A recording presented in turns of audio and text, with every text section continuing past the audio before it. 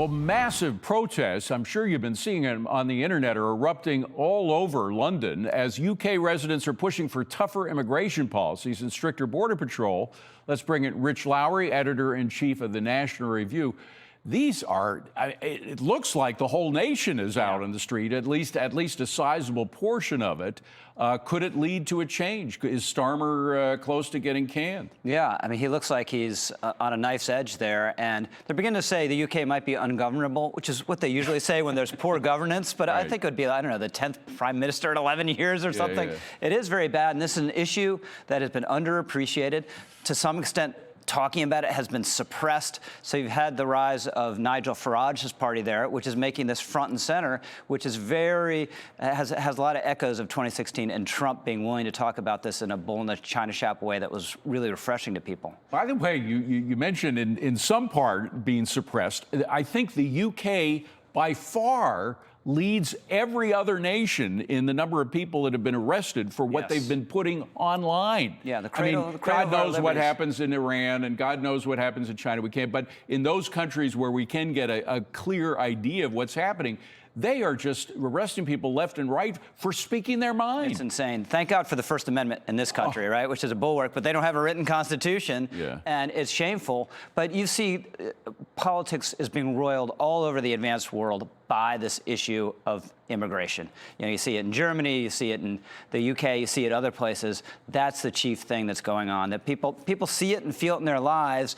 and they don't feel either party has been responsive in a lot of these places. And the two-tiered system of justice that they have there. That is, the immigrants come over very often have more access to freedom than the Brits themselves do. And it reminds me of what a lot of people were feeling, particularly when illegal migrants were given all these extras, you know, debit cards with money in them and housing worth, you know, thousands of dollars. For the amount of money that we paid for illegal migrants, you could put them in a middle-class salary in the middle of America, and they'd be doing just fine. It was just crazy, and that same sort of injustice, I think, is felt by the Brits. Yeah, so it's one thing to say, you come here and you make your own way, and you assimilate, and you acknowledge that this is our society, and you become part of it. And we'll welcome you if you do that, but we've gotten away from that in so many different ways. And then there's also it's the economy stupid part of it, which is they are paying 4 times.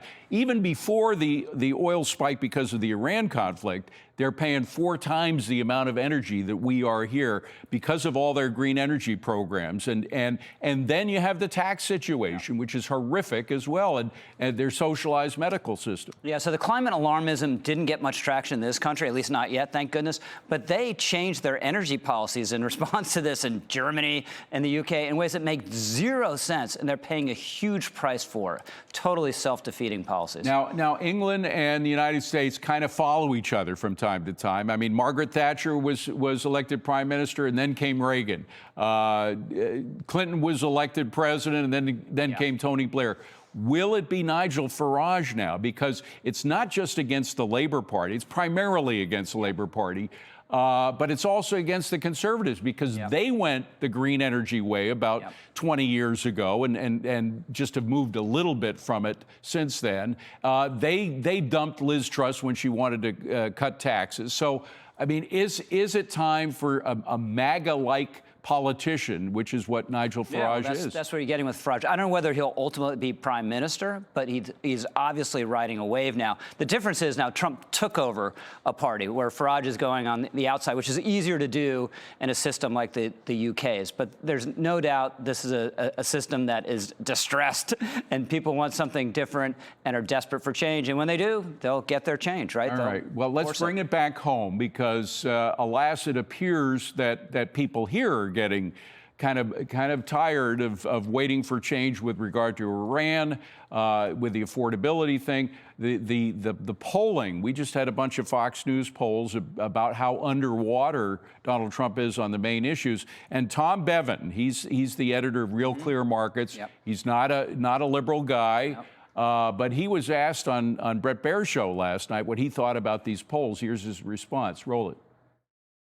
You know, I look at these polls, Brett, and I always try and find a silver lining, some piece of good news for either Democrats or Republicans. There's no good news in this poll for Republicans and for the president. His approval ratings across the board are in the tank and at all-time lows.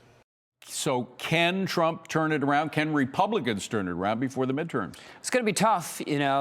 6 months is a long time, but a president with approval rating 40%, a little lower. How much higher is that going to go by November? I'm not so sure. And I think underlying it all is the economy. That's a signature issue from the beginning, besides immigration, that people trusted him on the economy and thought he could help us make us grow more. Now we have a growing economy, but prices are still biting. And I think this is the negative effect, in part of the tariffs, in part on the Iran war. But that's the issue that's really driving I think things. we have do you have that poll number, producer, you can put up on the screen? Because you go through the issues, and as you can see, I mean, he's doing best on border security, because it's quite clear you have zero entries of illegal migrants over I don't know how many months it's been now, more than a year.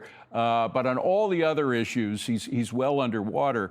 How much of that, beyond people's dissatisfaction with what they see around them, is because of what they're being told by the media? Yeah, and of course, Republicans always have to work with that kind of obstacle. But this also isn't unusual, David, for the first 2 years of a presidency. You usually have a swoon. You get a honeymoon at the beginning, and then you swoon, and then the other party takes control, perhaps of one or both houses of Congress, and then people get a good look at that, and then they decide whether they want any more of that or not. So, right. And a president can readjust after a midterm election. So this story isn't over for the second term, but in terms of the midterms, it's not looking great right now. If he wraps up Iran over the next couple of weeks, is there enough time for Republicans to maintain control of the House and Senate? That'll certainly be helpful, but I think the House, just the margin is so thin, they can only afford to lose net 3 seats. But the redistricting, they get a little cushioning, 6 seats or whatever it is from the redistricting, but that's going to be tough. The key thing is, though, losing the Senate would be a disaster, and it looks like that's unlikely still at the moment. Okay, Rich Lowry, good to see you. Thanks, Thank you David. very much.